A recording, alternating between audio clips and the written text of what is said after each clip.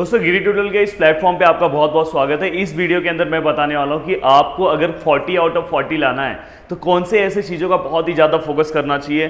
पता है आपने सब कुछ प्रैक्टिस कर लिया है, बट छोटी छोटी चीज़ों की वजह से हो सकता है कि आपको जो 40 आउट ऑफ 40 का जो आपका सपना है वो हो सकता है कि कहीं ना कहीं रुक न जाए। इसलिए आप इस वीडियो को पूरा का पूरा सिस्टमैटिक अच्छे तरीके से देखना है आपको, जिससे आपका जो सपना है वो पूरा हो जाए। तो दोस्तों इसलिए मैंने यहाँ पे लिखा है कि 40 आउट ऑफ 40 अब लाने से कोई नहीं रोक सकता। अब देखो यहाँ पे अगर आप देखोगे तो सबसे पहले मैं एक एक टॉपिक पे मैंने डिस्कस किया है कि आपको क्या क्या करना है हर एक टॉपिक में। जैसे कि यहाँ पे दो टॉपिक्स हमने लिखे हैं, एमसीक्यू और एक्टिविटी। अब देखो सबसे मेन है कि 40 आउट ऑफ 40 अगर आपको लाना है तो आप एमसीक्यू में अगर सपोज आपने आंसर लिखा, फर्स्ट का आंसर अगर सपोज आपने डी लिखा, हाँ, और बाद में थोड़ी देर के बाद आपको लगा कि नहीं ये आंसर नहीं है और फिर आपने ए लिखा, तो दोस्तों आपका ये मार्क्स कंसीडर नहीं होगा। हाँ, कुछ केसेस में हो सकता है, बट जो आउट ऑफ लाता है उसका कंसीडर नहीं होगा, क्योंकि जो आप पहला आंसर लिखते हो वही कंसीडर होता है। तो इसलिए एमसीक्यू के आंसर हो सके जब आपको एकदम कंफर्म हो तो ही आपको लिखना है, अदरवाइज लास्ट में लिखो। क्योंकि चार जो एमसीक्यू है अगर आपको लग रहा है कि हाँ 100% सही है तो लिखो, घाई गड़बड़ में जल्दी में इसमें मिस्टेक नहीं करना है। देन दूसरा है एक्टिविटी बेस्ड।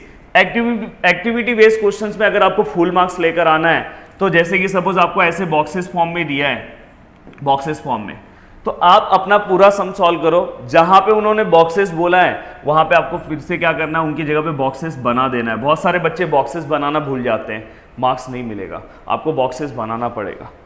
अब नेक्स्ट है यहाँ पे question number 3, question number 4 and question number 5। ये जो क्वेश्चंस है ना, यही क्वेश्चंस आपके मार्क्स को दूसरों के मार्क्स से अलग बनाते हैं। अब जैसे कि यहाँ पे जो क्वेश्चन नंबर 5 में 2 क्वेश्चंस दिए होंगे, आपको 1 अटेम्प्ट करना है। यहाँ पे 3 दिए होंगे, आपको 2 अटेम्प्ट करना है। यहाँ पे 3 दिए होंगे, 2 अटेम्प्ट करना है। यहाँ पे ईच क्वेश्चन कितने मार्क्स का है, 3 मार्क्स का है। यहाँ पे कितने मार्क्स का है, 4 मार्क्स का है। यहाँ पे 3 मार्क्स का। अब देखो ये जो 4 मार्क्स वाला क्वेश्चन उसको लिखना कैसे, ये जितने भी क्वेश्चंस हैं उस क्वेश्चन को लिखने का फॉर्मेट क्या होना चाहिए मैं आपको बता रहा हूं। देखो ये सबसे पहले आपको इस टाइप के क्वेश्चन में गिवन लिख देना है, क्या क्या डेटा दिया हुआ है। अगर सपोज जो डेटा दिया होता है वो उसको हम गिवन बोलते हैं, जैसे हम ज्योमेट्री में लिखते हैं। क्या आपको फाइंड आउट करना है, सपोज अगर आपको बोला है कि T18 फाइंड आउट करो, तो T18 ये आपका फाइंड में आ गया। एंड देन सॉल्यूशन में सबसे पहले आप फॉर्मूला से स्टार्टिंग करो। किससे स्टार्टिंग करो, फॉर्मूला, और साइड में फॉर्मूला अगर लिख दोगे तो अच्छी बात है। और देन 1 बाय 1 आप स्टार्ट करो। अगर कुछ आपका कभी गलत हो जा रहा है, जैसे कि सपोज आप ऐसा लिख रहे हो, तो उसको हल्का सा ऐसा कट करो और आगे चले जाओ, पर कोशिश करो कि ऐसा गलती ना हो। और लास्ट में बहुत सारे बच्चे ये मिस्टेक करते हैं, आपको हर एक क्वेश्चन में एमसीक्यू छोड़ के बाकी हर एक क्वेश्चन में इस तरह से आंसर लिखना है, चाहे कोई भी है। जैसे यहाँ पे समझो k का वैल्यू 5 आया, तो आपने उसको ऐसा आपको बॉक्स बनाना है, और बॉक्स बनाने के बाद यहाँ पे ऐसा लिखना है, the value of k is 5। अगर आपने इस तरह से लिखा, अगर इस तरह से आपका फॉर्मेट है, तो आपको यहाँ पे 3 आउट ऑफ 3, 4 आउट ऑफ 4 से कोई नहीं रोक सकता। बट अगर आपको फॉर्मेट, आपने आंसर भले सही लिखा है पर आंसर नहीं लिखा, ये नहीं लिखा। अगर आपके क्वेश्चन में डायग्राम है, जैसे ये समझो वर्ड प्रॉब्लम है, तो उसमें बहुत सारे क्वेश्चन में डायग्राम रहते हैं, रेक्टेंगल है, ये सब अगर आया तो आप डायग्राम बना सकते हैं। इफ नेसेसरी अगर वहां पे डायग्राम है तो आप ड्रॉ करो, रुको मत। आपके क्वेश्चन पेपर पे भी अगर कोई डायग्राम ड्रॉ है, ध्यान से सुनना है, उसको भी आपके आंसर शीट पे आपको फिर से ड्रॉ करना चाहिए। अगर आपने ये सब चीजों का ध्यान रखा तो आपको 40 आउट ऑफ 40 से कोई नहीं रोक सकता। अब देखो यहाँ पे आपके क्वेश्चन का चॉइस बहुत अच्छा होना चाहिए।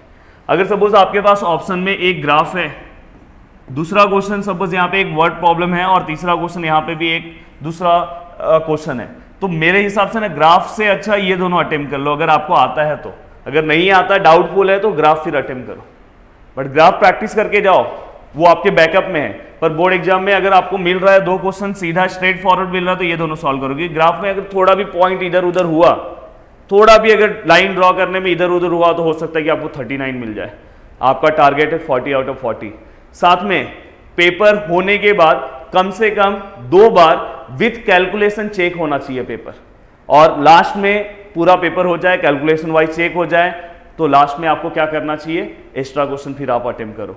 बट स्टार्टिंग में जो दोनों में से अच्छे क्वेश्चंस है, आपको लग रहा है कि एनी वन बोला है, तो दोनों में से जो आपको बेस्ट आता है वो आपको अटेम्प्ट करना है। फॉर्मेट मैंने बता दिया, ऐसे अगर आप लिखोगे तो आपको एग्जाम में मिलेंगे पूरे के पूरे 40 मार्क्स। तो दोस्तों वीडियो को देखने के लिए दिल से थैंक्स। उम्मीद करता हूं कि पूरा का पूरा वीडियो आपको समझ में आया होगा और प्लीज़ इसे इंप्लीमेंट करना और एक दो क्वेश्चन आप लिख के भी देखो। तो थैंक यू सो मच दोस्तों, जय हिंद दोस्तों।